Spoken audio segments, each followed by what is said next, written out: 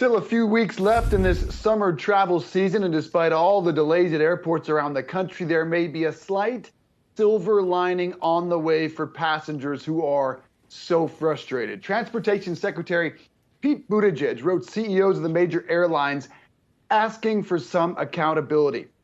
This letter, reading in part, the department asked that airlines, at a minimum, provide meal vouchers for delays of 3 hours or more and lodging accommodations for passengers who must wait overnight at an airport because of disruptions within the carrier's control. Shauna, I know it's a slippery slope. These aren't hugely profitable, if not profitable at all, companies at the moment, but we need some accountability here.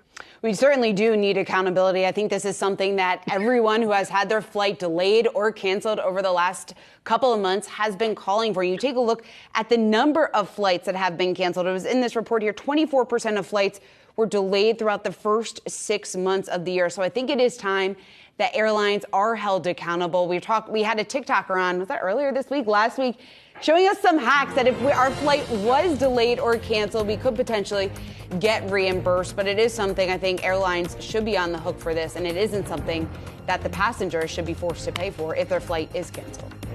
Yeah, again, a slippery slope because what they do over there in Europe is a whole nother ball of wax. They really go after airlines, huge fines that I don't think our airline industry, at least at this moment, could afford. You might put some in bankruptcy, but it does seem like these decisions are made without the passenger in mind.